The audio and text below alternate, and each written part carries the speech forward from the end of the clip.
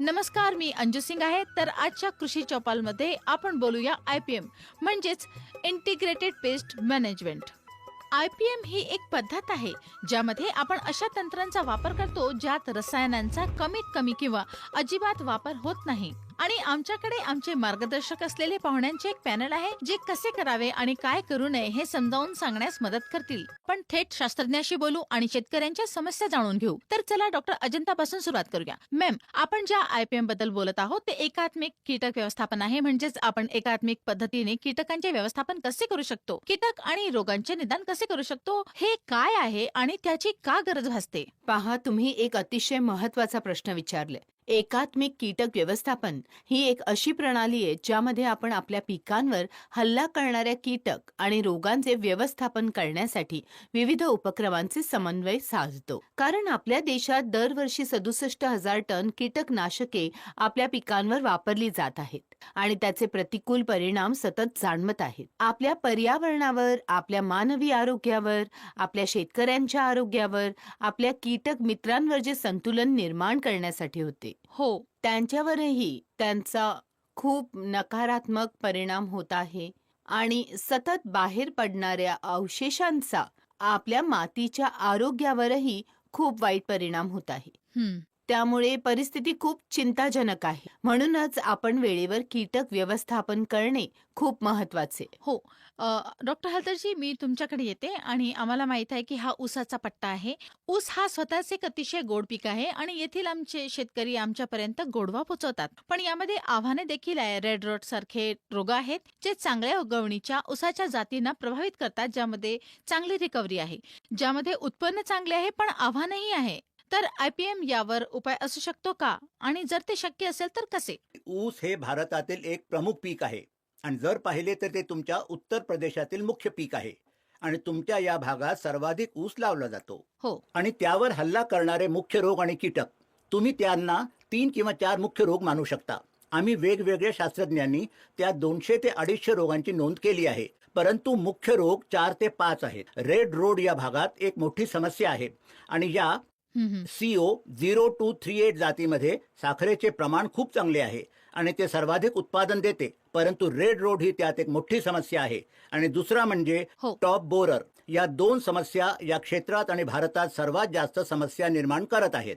म्हणून मी तुम्हाला सांगू इच्छितो की रेड रोडसाठी सर्वप्रथम तुम्हाला तुमच्या ऊसाच्या सेटच्या बियाण्यांवर प्रक्रिया करावी लागेल आणि त्यापूर्वी तुम्हाला निवड करावी लागेल, कारण रेड रोड रोग ते सेटमधून येते. सेटमध्ये दिसणारा लाल रंग रेड रोड रोग, जर तुम्ही तुमचे शेड्स निवडताना ते योग्यरित्या केले नाही तर तो रोग निघून जाईल.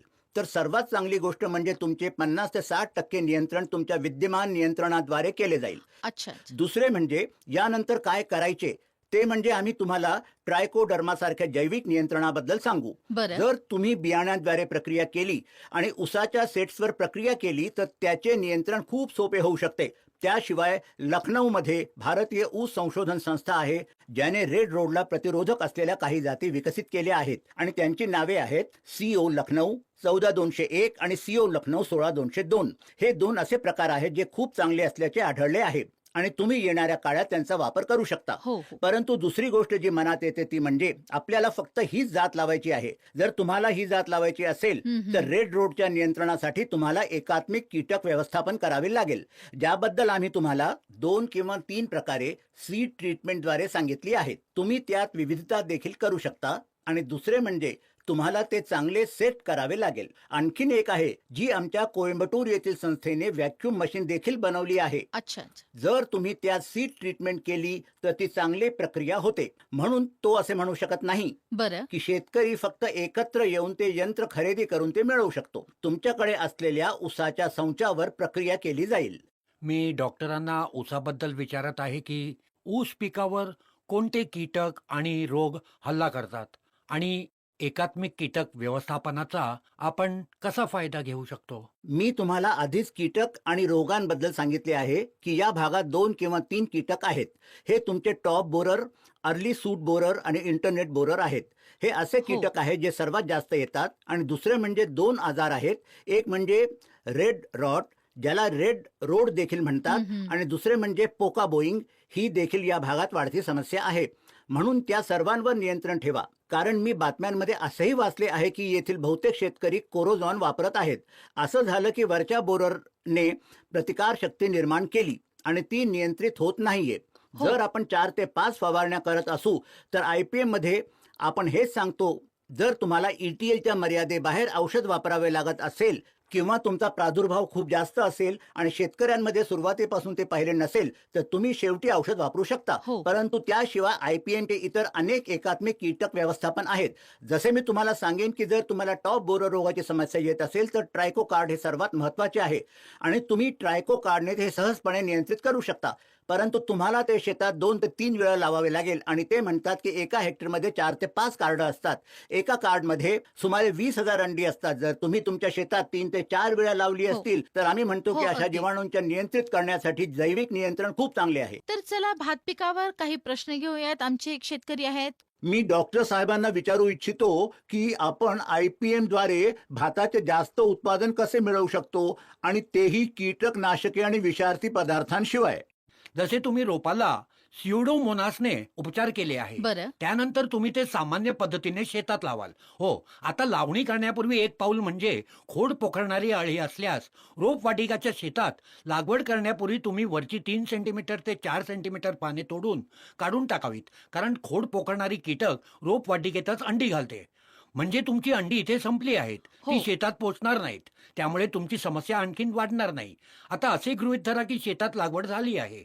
आता लागवड करताना तुम्हाला हे लक्षात ठेवावे लागेल की तुम्ही एकाच ठिकाणी कमीत कमी 2 रोपे लावावीत आणि लागवड ओळीमध्ये करावी लागते. आणि 3 ते 4 मीटर अंतरावर 1 फूट जागा सुमारे 40 सेंटीमीटर सोडावी लागते, जी चालण्यासाठी उपयुक्त ठरेल आणि हवेचे परिसंचरण देखील चांगले होईल. त्यानंतर तुम्हाला शेताचे निरीक्षण करावे लागेल. देखरेखीशिवाय IPM मध्ये हो, IPM हो. करता येत नाही. हं. तुम्हाला आठवड्याच्या अंतराने निरीक्षण करावे लागेल आणि काही कीटक येत आहेत का नाही ते पाहावे लागेल. तुम्ही स्टेम बोररची अंडी सहजपणे ओळखू शकता. आम्ही त्याच्या पतंगाचे फोटो देखील दिले आहेत. फोटो पहा. तर तुम्ही शेतात 5 हो. ठिकाणी तपासले पाहिजे. 25 रोपे तपासा, 20 रोपे तपासा. जर 10% पेक्षा जास्त डेड बोरर चुकत असतील तरच तुम्हाला पुढे काहीतरी करावे लागेल. अन्यथा तुम्हाला काही करावे लागणार नाही. चला तर मग संभाषण सुरू करूया. सर्वप्रथम मी तुमच्याकडून जाणून घेऊ इच्छिते. मॅम, आपण टमाटर बद्दल बोलत आहोत. टमाटर मध्ये आपण IPM चा कसा उपयोग करूया? हा एक अतिशय महत्वाचा प्रश्न आहे. विशेषतः टोमॅटो हा एक पीक आहे जो शिजवून खाल्ला जातो. तो सॅलड म्हणून कच्चा देखील वापरला जातो. तर त्यात अनेक हानिकारक जीव असतात ज्यांना आपण रोग आणि कीटक म्हणतो. त्यापैकी फळे पोखरणारा कीटक आहे आणि हो. त्यासोबत पांढरी माशी आहे, ज्यांच्यासोबत विषाणूंशी संबंधित रोग देखील येतात. तसेच लवकर आणि उशिरा करपा आणि मुळांच्या गाठीची समस्या नेमाटोडमध्ये मुबलक प्रमाणात आढळते. म्हणून या सर्व रोगांना प्रतिबंध करण्यासाठी आपण एकात्मिक कीटक व्यवस्थापनाचा वापर केला पाहिजे आणि आधी सांगितल्याप्रमाणे आपण थेट रसायनांकडे जाऊ नये. उदाहरणार्थ आपण पीक रोटेशनचा अवलंब केला पाहिजे, जेणेकरून आपण मातीतून होणारे रोग जसे की नेमाटॉड्स कमी करू शकतो. त्यासोबतच आपण जैविक नियंत्रणाचा जास्तीत जास्त वापर केला पाहिजे, जसे की ट्रायकोडर्मा स्युडोमोनासचा वापर, ज्यावर आधी भर देण्यात आला आहे. ट्रायकोडर्मा ही एक अनुकूल बुरशी आहे जी आपण माती तसेच बियाणांवर प्रक्रिया करण्यासाठी वापरू शकतो. मातीवर प्रक्रिया करण्यासाठी आपण ते सेंद्रिय खतामध्ये मिसळले पाहिजे आणि 1 किलो प्रति टन या दराने आपण ते गांडूळ खतामध्ये किंवा शेणखतामध्ये मिसळू शकतो आणि त्यासोबत आपण त्याचे ब्रिज ट्रीटमेंट देखील करू शकतो. 5 ग्रॅम प्रति किलोच्या दराने.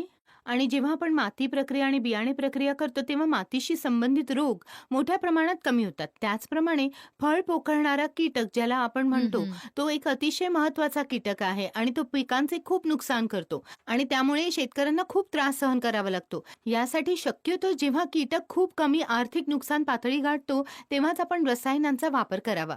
यासाठी आपण फेरोमॉन ट्रॅप वापरू शकतो.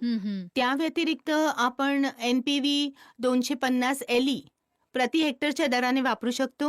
यासोबतच आपण पांढऱ्या माशी किंवा निळ्या पांढऱ्या माशीसाठी पिवळे चिकट सापळे किंवा पिवळे सापळे वापरावेत. हो. आपण हे 5 ते 10 प्रति एकरच्या दराने वापरू शकतो जर आपण ते देखरेखीसाठी वापरत असाल. त्यानंतर आपण ह्याचा दर वाढवला पाहिजे, जेणेकरून आपण त्याचे 15 ते 20 प्रति एकर केले पाहिजे आणि आपण मोठ्या प्रमाणात सापळे लावू शकतो. हो. यासोबतच रसायने किंवा कीटकनाशकांकडे जाण्यापूर्वी आपण जैविक नियंत्रकांचा वापर केला पाहिजे, ज्यासाठी आपण विवेरिया बॅसिना, मेटॅरिझियम ह्यासारख्या गोष्टींचा वापर करू शकतो. नेमाटोडसाठी देखील आपण चांगल्या जैविक नियंत्रणांचा वापर करू शकतो, जसे पेसिलोमायसिस. आणि केवळ या सर्व तथ्यांचा आणि या सर्व तंत्रांचा वापर करून आपण टोमॅटोमध्ये एकात्मिक कीटक व्यवस्थापनाचा अवलंब केला पाहिजे. हो, चला तर आता आपण शेतकऱ्यांचे प्रश्न घेऊया. काही शेतकरी मध्येच हात वर करत होते. पहा, ही एक चांगली संधी आहे. तुम्ही शास्त्रज्ञांशी थेट बोलू शकता. ते तुमच्या शेतात पोहोचले आहेत. तर आपण एक प्रश्न घेऊया. चला, कोण प्रश्न विचारत आहे? मला विचारायचे आहे की IPM उपचाराने टोमॅटोचे उत्पादन चांगले होईल का? जसं मी तुम्हाला आत्ताच सांगितले की एकात्मिक कीटक व्यवस्थापनाचे विविध घटक आहेत, ज्याद्वारे आपण टोमॅटोमध्ये एकात्मिक कीटक व्यवस्थापन प्रणालीचा अवलंब करू शकतो. आपण ती अंमलात आणू शकतो. त्यासोबतच तुम्ही विचारलेला प्रश्न की यामुळे टोमॅटोचे उत्पादन वाढेल का? हो. त्यामुळे टोमॅटोचे उत्पादन निश्चितच वाढते, कारण एकात्मिक कीड व्यवस्थापन IPM मध्ये आपण कोणताही रोग झाल्यानंतर त्याचे निदान करत नाहीत. जर कोणताही रोग आला हो. किंवा कोणत्याही कीटकांचा प्रादुर्भाव वाढला तर तो आपल्याला किंवा आपल्या पिकांना इजा करण्यापूर्वीच आपण त्यावर उपचार करू शकतो. यासाठी आपण आधीच तयार आहोत. पहा, खूप प्रयत्न केले जात आहे. मी म्हणेन की हे क्रांतीचे असे युग सुरू झाले आहे. आपण पाहत आहोत की शेती क्षेत्रावर खूप लक्ष केंद्रित केले जात आहे. आपण शेतकऱ्यांशी संपर्क साधत आहोत. पण शेतकऱ्यांपर्यंत पोहोचण्यासाठी कोणत्या प्रकारची संवाद साधने आहेत, माध्यमे कोणती आहेत आणि इथे बसून टेलिव्हिजनवर पाहणारे आपले शेतकरी हे कसे स्वीकारू शकतात? ते त्याच्याशी कसे जोडले जाऊ शकतात? प्रत्येक शेतकऱ्यात किंवा प्रत्येक गावात तज्ज्ञांना तैनात करणे हे खूप कठीण काम आहे. कारण आपल्या सर्वांना माहीत आहे की हम्म. माहिती आणि संप्रेषण तंत्रज्ञानाची व्याप्ती खूप विस्तृत आहे आणि ती खूप मोठ्या प्रेक्षकांपर्यंत सहजपणे पोहोचू शकते. म्हणून या एकात्मिक कीटक व्यवस्थापन प्रणालीमध्ये हो. शेतकऱ्यांपर्यंत वेळेवर माहिती पोहोचणे आणि तिच्या प्रचारात खूप महत्वाचे आहे. माहिती आणि संप्रेषण तंत्रज्ञान खूप महत्वाची भूमिका बजावू शकते. हे खरं तर हो. आपल्या घरातील प्रत्येक जण माहिती आणि संप्रेषण तंत्रज्ञानाचा वापर करत आहे. मग तो स्मार्ट मोबाईल फोन असो, टॅबलेट असो किंवा डेस्कटॉप असो.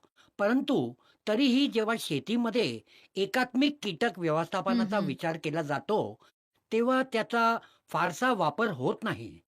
आता बघा, वाणिज्य क्षेत्रात असो किंवा मग वैद्यकीय क्षेत्रात आपण माहिती आणि संप्रेषण तंत्रज्ञानाचा भरपूर वापर करत आहोत. हो. परंतु शेतीमध्ये आणि विशेषतः तुम्ही बघाल कीटक व्यवस्थापनात त्याचा वापर फारसा होत नाही. म्हणून मी हे म्हणेन की माहिती आणि संप्रेषण तंत्रज्ञानाची अनेक काही साधने आहेत, हो. हो. ज्यांचा वापर करून शेतकरी सहजपणे योग्य आणि वेळेवर त्याची माहिती मिळवू शकतात. तुम्ही आम्हाला सर्वात लोकप्रिय असलेल्या हो. साधनांबद्दल सांगू शकता जे जास्त प्रचलित आहेत? मी तुम्हाला हे देखील सांगू इच्छितो की कीटक व्यवस्थापनाबद्दल बोलताना शेतकरी ज्या दोन सर्वात मोठ्या समस्यांना तोंड देतात, त्या म्हणजे एक म्हणजे कीटकांची योग्य ओळख आणि दुसरी म्हणजे त्याच्या व्यवस्थापनासाठी योग्य सल्ला. तज्ज्ञ नसताना शेतकरी जे करतात ते म्हणजे दोन्ही गोष्टींमध्ये मदतीसाठी ते प्रथम कीटकनाशक विक्रेत्याकडे जातात. म्हणून जर त्यांनी तज्ज्ञाऐवजी माहिती आणि संप्रेषण हम्म. तंत्रज्ञानाची साधने वापरली तर त्यांना योग्य वेळी योग्य माहिती सहजपणे मिळेल. तर यासाठी अलीकडेच आपल्या भारतीय कृषी संशोधन परिषदेने आपल्या कृषी आणि शेतकरी कल्याण विभागाच्या सहकार्याने एक अतिशय चांगले ॲप बनवले आहे, ज्याला आपण राष्ट्रीय कीटक देखरेख प्रणाली म्हणतो. थोडक्यात त्याचे नाव NPSS आहे. त्याच्या मदतीने आम्ही कीटक आणि रोग ओळखण्यासाठी कृत्रिम बुद्धिमत्ता वापरतो. म्हणून तुम्ही हो. तुमच्या शेतात फोटो सहजपणे देऊ शकता. दुसरा कोणाचा प्रश्न? आमच्यासोबत आणखी एक शेतकरी आहे. मी राकेश रोई आहे. मी एक ऊस उत्पादक शेतकरी आहे. मला माझा अनुभव आणि एक प्रश्न सांगायचा आहे. आता आपण IPM बद्दल बोलत आहोत. मी ऊसात IPM वापरतो. मला फेरोमोन ट्रॅप आणि ट्रायकोकार्डपेक्षा लाईट ट्रॅप चांगला वाटला. टॉप बोरर ही केवळ आपल्या जिल्ह्यातच नाही तर संपूर्ण राज्यात एक समस्या आहे. आणि साहेब, की कीटनाशकांच्या समस्येमुळे आपले शेतकरी बांधव दरवर्षी मोठ्या संख्येने आपले जीव गमावत आहेत. ते दुकानदारांकडे जातात आणि तो त्यांना इतकी जड औषधे देतो. बरेच लोक शेतात फवारणी किंवा कणस टाकण्यासाठी राहत आहेत.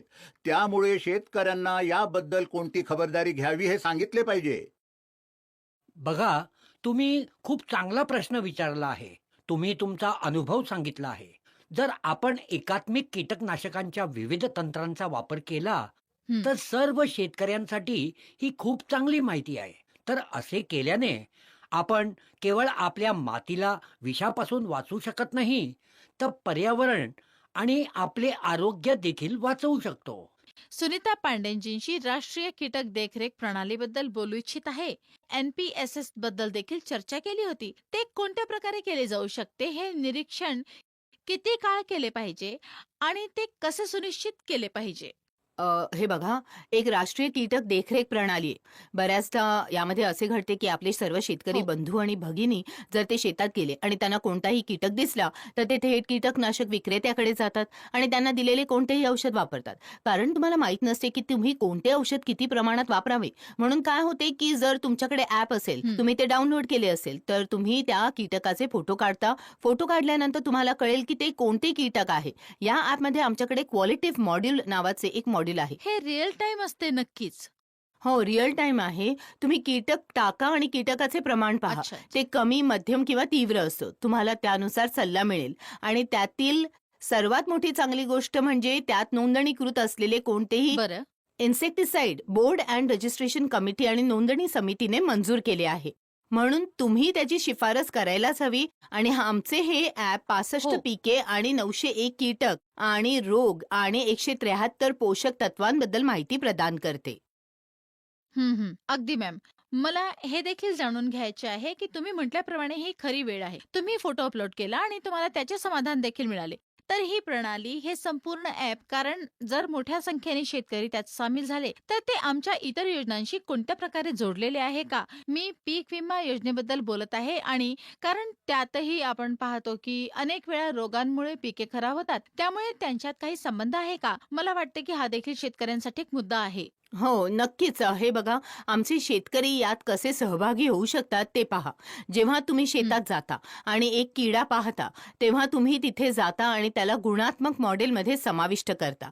आमचे तज्ज्ञ तिथे बसलेले असतात, जे वेब पोर्टल तपासतात. म्हणून त्यांना लगेच कळते की येथे या किडीचा मोठा प्रादुर्भाव आहे. म्हणून आमचे कृषी हो. विस्तार अधिकारी, राज्य विभागाचे अधिकारी आणि आमचे CIPMC स्काउट्स ताबडतोब जाऊन तिथे एक ॲडव्हायझरी जारी करतील. म्हणजे एका अर्थाने आपण असे म्हणू शकतो, की या ॲपद्वारे शेतकऱ्यांना त्यांच्या समस्यांचे निराकरण मिळेल. रिअल टाइम सोल्युशन, म्हणजे तुम्ही टाइप करताच तुम्हाला उत्तर मिळेल. चला शेतकऱ्यांचे प्रश्न घेऊया. काही शेतकरी येथे आमच्यासोबत आहेत.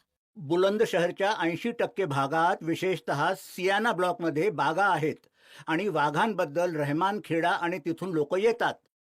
पण आम्ही त्यांच्याशी नीट बोलू शकत नाही. खूप कमी लोकांना भेटता येते किंवा खूप लोक असतात. आम्हाला तुम्ही वाघांना होणाऱ्या आजारांबद्दल आणि त्यापासून बचाव कसा करायचा याबद्दल सांगावे असे वाटते. मी तुम्हाला सांगू इच्छितो, फ्रूट हो. फ्लायची समस्या, ज्याला फळमाशी म्हणून ओळखले जाते, दिवसेंदिवस वाढत आहे. यामागे अनेक कारणे आहेत. सर्व तज्ज्ञांनी म्हटल्याप्रमाणे त्यावर नियंत्रण ठेवण्यासाठी आपण वापरत असलेल्या रसायनांचा डोस अनियमित पद्धतीने वाढवत हं. आहोत आणि तो त्याचा प्रतिकार विकसित करत आहे, ज्यामुळे त्याचे नियंत्रण करणे खूप कठीण होत आहे. आजच्या काळाकडे पाहिले तर आपले आंबे अनेक देशांमध्ये निर्यात केले जातात. ठीक आहे, ते निर्यात केले जातात, पण असे दिसून आहे आपल्याला की फळमाशी किंवा त्यांच्या किड्यांचे गर्भ त्यांच्या आतच दिसतात, ज्यामुळे आपले आंबे नाकारले जातात अच्छा. आणि आपली आंतरराष्ट्रीय प्रतिमा डागाळली जाते. आंतरराष्ट्रीय दृष्टिकोनातून जर आपण पाहिले बरं. तर भारताची ही प्रतिमा ही डागाळली जात आहे. मी तुम्हाला सांगू इच्छितो की आंब्यावर हल्ला करणाऱ्या फळमाशीचे नियंत्रण करण्यासाठी हो. रसायनांचा वापर केला जातो. इथाइल अल्कोहोल 60 मिलीलिटर चांगले असते. नंतर मिथाइल युझेनॉल 40 मिलीलिटर आणि मॅलेथिओन 20 मिलीलिटर. म्हणजे तुम्हाला 6 संबंधित, 4 संबंधित, 2 मिलीलिटर असे गुणोत्तर करावे लागेल. हो. तुम्हाला ही औषधे बाजारातूनही मिळतील. रसायने विकणाऱ्यांना कोणत्याही वैज्ञानिक औषध दुकानात ही रसायने उपलब्ध असतील. हं. आणि मी तुम्हाला सांगू इच्छितो की जर तुम्ही 120 मिलीलिटर द्रावण तयार केले तर तुम्ही त्यात सुमारे 30 थर तयार करू शकता आणि ते तयार करण्याची पद्धत म्हणजे लाकडी ठोकळा किंवा कापसाचा पट्टा. अच्छा. ते रात्रभर 24 तास भिजत ठेवा. भिजवल्यानंतर जर तुम्हाला ते शेतात बसवायचं असेल तर तुम्ही ते लगेच बसवू शकता. 24 तासानंतर बरं. जर तुम्हाला ते त्यावेळी वापरायचं नसेल तर तुम्ही ते ॲल्युमिनियम फॉइलमध्ये गुंडाळू शकता, जेणेकरून त्यातील वास हो. बाष्पीभवन होणार नाही. आणि जेव्हा तुम्हाला ते वापरायचं असेल तेव्हा मी सांगितलेल्या प्रमाणानुसार वापरा. तुम्ही त्या प्रमाणात औषध वापरावे.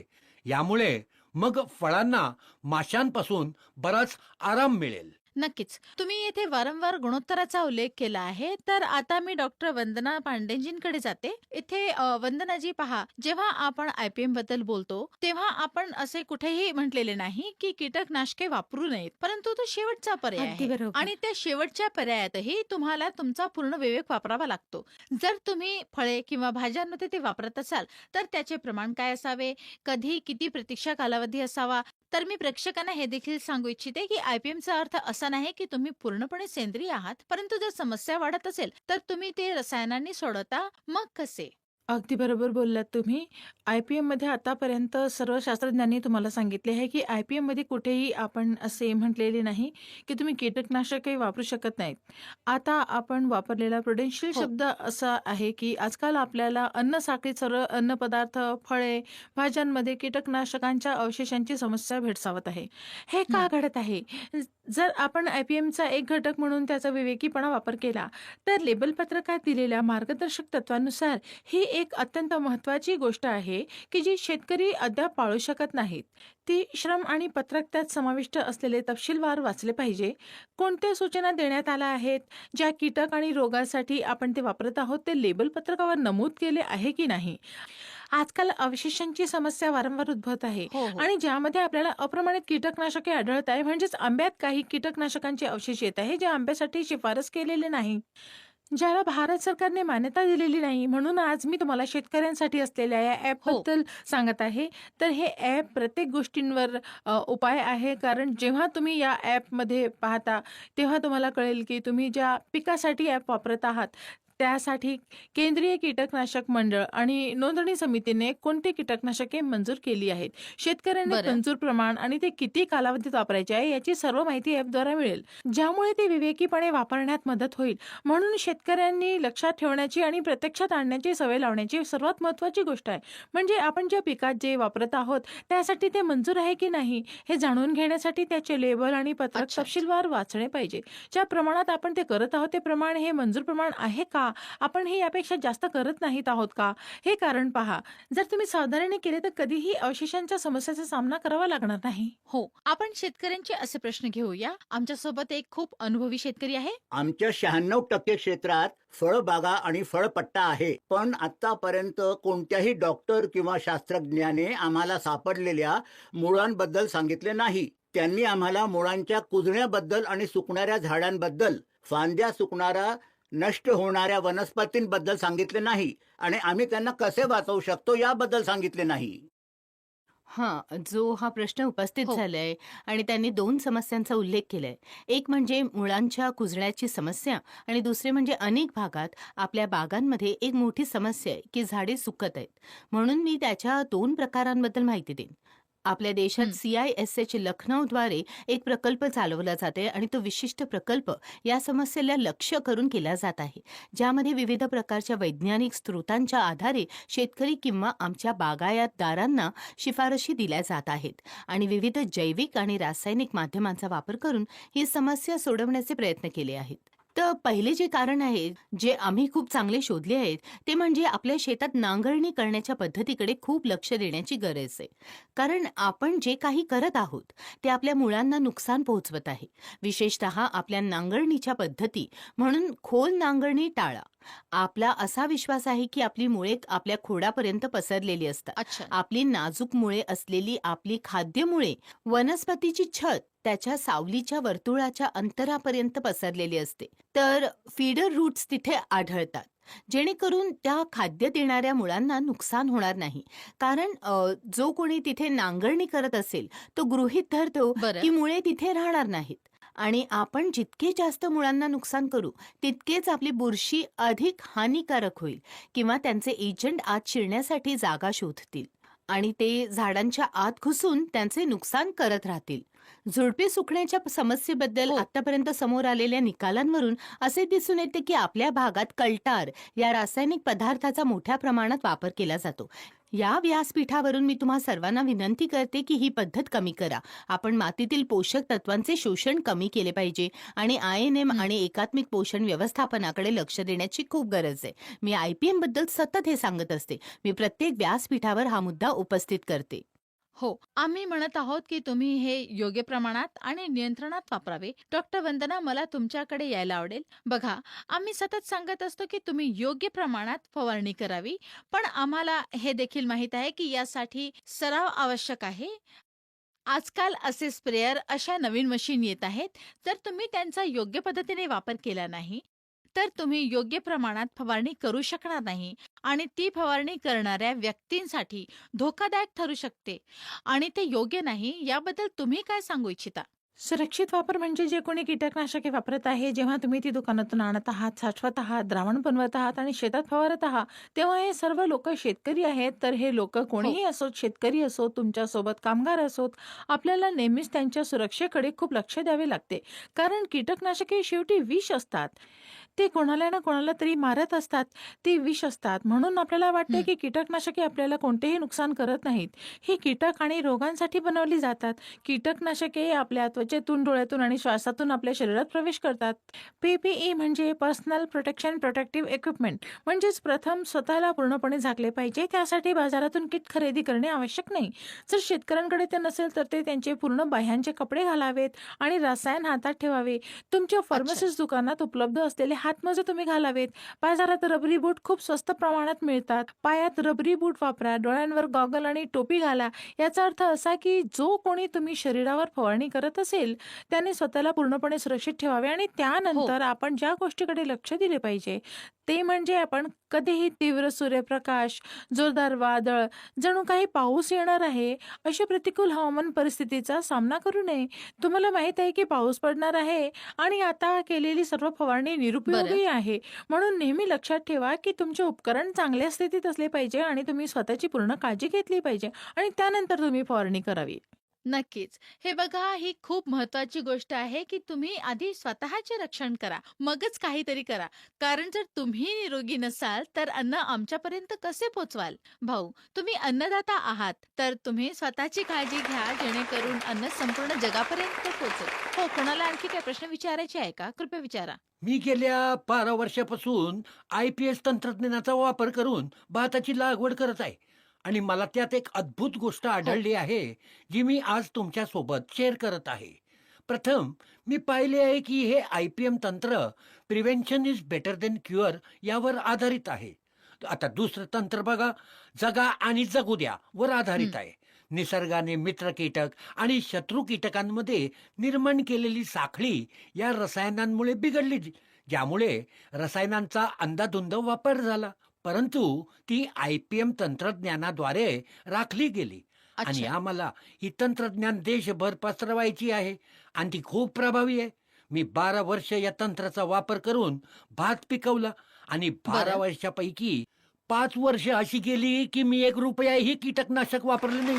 मी कीटकनाशके आणि कीटकनाशकांमध्ये 40 ते 35 ते 40% खतांची बचत केली. मी तंत्राद्वारे 70 ते 80% कीटकनाशकांची बचत केली आणि जर मी एकूण इनपुट खर्चाबद्दल बोललो तर त्यात सुमारे 15% बचत होऊन झाली. तर आपले सर्व शेतकरी बांधव म्हणतील, मला माहित आहे की मला माहित आहे की वनस्पती संरक्षणासाठी, वनस्पती संरक्षणासाठी, जैविक व्यवस्थापनासाठी, जैविक व्यवस्थापनासाठी काळ टिकाऊ आणि फायदेशीर काळ टिकाऊ आणि फायदेशीर तंत्र आहे. तंत्र आहे. हे केवळ कृषी उत्पादनांची हे केवळ कृषी उत्पादनांची गुणवत्ता सुधारत नाही, गुणवत्ता सुधारत नाही, तर निसर्गासाठी देखील तर निसर्गासाठी देखील सुरक्षित आहे. सुरक्षित आहे. आणि एक पृथ्वी एक आरोग्य आणि एक पृथ्वी एक आरोग्य या विचारसरणीशी सुसंगत आहे. या विचारसरणीशी सुसंगत आहे. म्हणून मी स्वतः मी स्वतः IPM स्वीकारण्याची IPM स्वीकारण्याची आणि इतर व्यक्तींसोबतही आणि इतर व्यक्तींसोबतही याला स्वीकारण्यास ते याला स्वीकारण्यास स्वीकारण्यास आणि त्याचा प्रचार करण्यास आणि त्याचा प्रचार करण्यास प्रोत्साहित करेन. धन्यवाद.